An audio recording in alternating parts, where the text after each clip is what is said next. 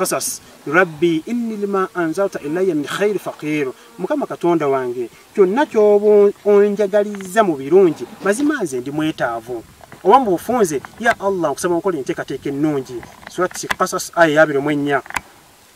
tata w'abaana abawala abo yagendanga abatumya yabeeranga abatumya mugire mundekero omusajja oyo buyajja ng'amuwa omukyala ng'amuwa n'omulimo so baduba Allah mu mbeera y'okugumiikiriza nga olw'ebikusoomooza weekuume nnyo ku dduwa egamba nti rabbi inni lima anzalta ilayya min khair faqirun ya Allah byonna kyoba onjagalizza ekirungi gyendi mazima nze ndi mwetaavu oba Allah nkusaba onkolere enteekateeka ennungi kubanga Allah yateekateekera era baduba Allah mbakubiriza okwekwatira ennyo ku bugumiikiriza mu mbeera y'emu n'okubeera nti tusaba nnyo Allah obeera nti atugirawo embeera ey'akanyigo oba embeera etusoomooza oba etukyalenjinga mu ngeri ez'enjawulo naye mukadde w'okubeera nti osaba Katonda osaba otya era osaba ddi tujja kusooka tweyigiriza osaba otya mukadde ng'osaba oteekeddwa okuba ng'olina wuzu oteekeddwa okubeera ng'oyitiriza istigifaaru okwegayirira Allah oteekeddwa okubeera nga oyitiriza okutendeza Allah oteekeddwa okubeera ng'oyitiriza tawuba ffenna tusobya bangi tunyaga batunyaga tunyiiza batunyiiza oteekeddwa okuba ng'osaba nnyo Allah okubeera nti akusonyiwa ebyokola ebinene by'omanyi n'ebyotamanyi bwa waliwo bingi byokola nga tobitegeera oteekeddwa okubeera ng'osaba nnyo tawuba okweenenya oyitiriza okusaddaaka mu ngeri y'emu nga oteekawo enkolagana ennungi n'ab'eŋŋanda zo keeping ties with kinship okubeera nti okuuma enkolagana ennungi n'eŋŋanda zo oba olina obusobozi okukola hijja umura ezo zonna mbeera yakusaba dduwa nti obanga olina kyosaba Allah ate olina okukulembeza okukola omulimu omulungi kyenjogeddeko okusaddaaka okukola tawuba okuyitiriza azikaali okuwasa obanga oli muvubuka oba omusajja ng'olina obusobozi owasa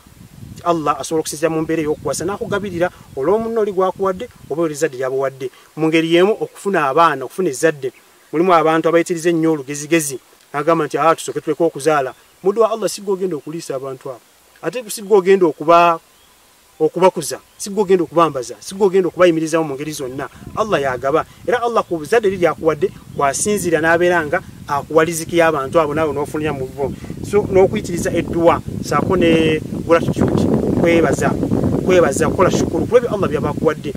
mu kwebaza ate mwasinzira n'abeera nga akwongera kawategeeza nti bwe munnanneebaza la azidannakum nja kubeera nga mbongera biiznillah naye mu mbeera eyo ey'okubeera nti osaba edduwa weewale nnyo okusaba ng'olombojja ya Allah nsaba mpa omusajja ng'ali bw'ati ne bw'ati ne bw'ati saba kimu tusaba ya Allah nsaba mpa omusajja anankumira ku ddiini yange nsaba mpa omusajja ananyingiza ejjana nsaba mpa omukyala anankumira ku nzikiriza yange leka kusaba nga olombojja kusaba mpa emmotoka nga myufu nga nnene nga Range Rover nga edduka bw'eti omusiraamu tasaba bw'atyo osaba kirungi kuba Allah yatusinga okumanya ebisinga obulungi era yamanyi n'ebirimu akabi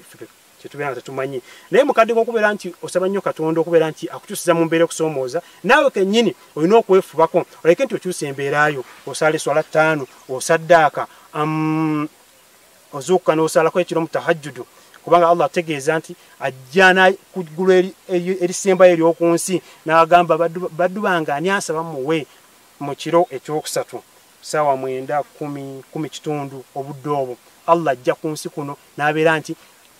abuuza abaddu be ani asaba muwe kekadde kolina okuba nti ozuukukamu n'osalako solat layiri n'osalako solat tahajjudu n'osalako swala eza sunna mukadde ako Allah akkiriza okusaba kw'abaddu be era n'abeera nti abanukula kikole ng'ekigezo kigezeeko nti mukadde okubeera nti olina ebikusoomooza oba ebikunyigiriza olina okwekwata mu kusaba edduwa ogikoze ddi baada khutubataini wakati wa khutuba mu lunaku olw'ejjuma wakati wa khutuba ebbiri ezo imaamu bw'atuulamu oba khatibu bw'atuulamu nga naawe osaba Allah ajja kubeera ng'akwanukula wakati wa kukima swala n'okusaala nawo Allah akkirizawo edduwa mukadde ka sujuudu wansi ng'ovunnamye wansi ng'oli mu swala ng'osaala naddala eswala eza sunna Allah akkirizawo swala mu budde bw'okusaala swalati layiri y'ekiro tahajjudu Allah akkirizawo edduwa gy'oba ng'omusabye edduwa ey'omusiibi mukadde ng'ogenda kusiibulukuka nawo Allah akkirizawo okusaba kw'abaddu be naye Allah tugamba mu surati Rad, inna Allah la yughayyiru ma biqawmi hatta yughayyiru ma bi anfusihim. Allah takyusa mbeera z'abantu okujja ku basose kwerwanako bo bennyini. Sooka osaale, isa bulungi ab'eŋŋanda zo, isa bulungi mikwano gyo, lekera amazambi amanene n'amatono g'okola. Saddaka siibako ennaku eza sunna ng'olw'Emmande n'Olwokuna, Allah ajja kubeera nti akukyusiza mu mbeera zo. N'ekirala, tereeza business transactions zo z'okola, tereeza emirimu gyo business zo z'okola. Oba olina amabanja, lwana ogasasule. Bw'oba olina abakubanja, lwana obasasule. Bw'oba olina bodiringa nabo mu mbeera zonna ez'emirimu, opima otya, otunda otya, ogula otya, osuubula otya. Nga mu fiqhi batugamba innamal bay'u ala talaadi, innal bay'u ala talaadi. Mazima okusuubulagana oba okugulagana kulina kubeera mu kuteesa. Tosuubula mu kunyigiriza nnyo, ate totundira era mu kunyigiriza nnyo. Tunda bulungi, gula bulungi, nga bwola embeera etafiiriza munnooli gw'oli mu kudiringa naye mu bizinesi eyo, kyonna ky'oli mu kukolagana nakyo. Awo nno Allah ajja okusinzirira by'omusaba abeerenga abikuwa biiznillah insha Allah. Tulabye ku mbeera y'obugumiikiriza, olina kweyisa otya mu kadde k'okugumiikiriza ng'olina ebikusoomooza. Ne tutunula ku nsonga z'edduwa, osabye otya, osaba otya Allah okwanukula,